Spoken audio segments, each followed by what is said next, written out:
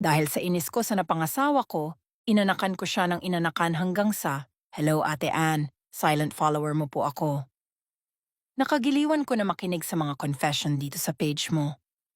Tawagin mo na lang ako sa pangalang Joey, 49 years old, may asawa at 13 anak.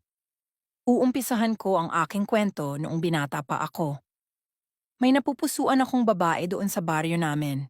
Nabighani talaga ako sa ganda niya. Ibang-iba ang kanyang kaganadahan kaysa mga kapatid niya. Sinabukan kong umakyat ng ligaw sa kanya. Pero every time na pumupunta ako sa bahay nila upang manligaw sa kanya, hindi niya ako hinaharap dahil lagi siyang inunahan ng kapatid niya. Kahit na magpaalam ako sa papa niya na siya ang gusto kong ligawan, hindi talaga kami binigyag ng pagkakataon na magkausap. 3 buwan rin ako pabalik-balik doon sa kanila at ganun pa rin lagi. Ang kapatid niya ang humaharap sa akin.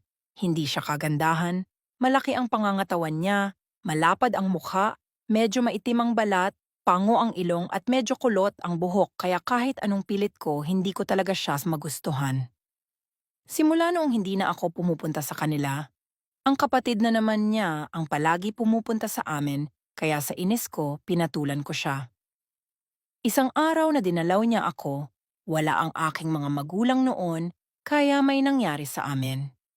Paulit-ulit din na ginagawa namin yon, di ko inaasan na mabuntis ko siya. Labag man sa loob ko pero napilitan ako na pakasalan siya kahit ang kapatid niya ang napupusuan ko. Inis na inis talaga ako sa kanya. Dahil sa inis ko, taon-taon ko siyang binuntis dahil gusto ko, lagi siyang nakikitang nahihirapan. Pero habang tumatagal kami napahanga ako sa kanya, ni minsan hindi ko siya nakikitang nahihirapan. Napabilib din ako sa kasipagan niya. Nagagawa niya lahat ng gawain ng lalaki. Tinitulungan niya ako lagi magkukumpuni ng bahay, magmamasa ng semento, lahat ng mabibigat at mahihirap na gawain na gagawa niya. Para siyang si Superwoman. Pagdating naman sa bahay, napakalinis niya.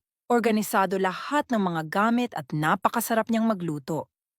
Napabilib niya rin ako sa pagpapalaki ng mga anak namin. Napalaki niya itong mga matatalino at sa murang edad, marunong na sa lahat ng gawain sa bahay. Kaya habang tumatagal na nagsasama kami bigla na siyang gumanda sa paningin ko. Nawala na ang inis ko sa kanya. Unti-unti nang nahulog ang loob ko hanggang sa inamin ko na sa sarili ko na mahal ko na siya. Huli ko na na-realize na ang kagandahan ng mukha sa umpisa lang pala nagdudulot ng saya. Aanhin mo man ang ganda kung wala kang alam na gawin, nakakasawa rin.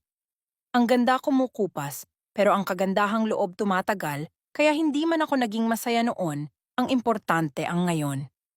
Masaya kami lalo na at lagpas na 100 ang anak namin at may mga apo na rin kami na mas lalong nagpapasaya sa amin.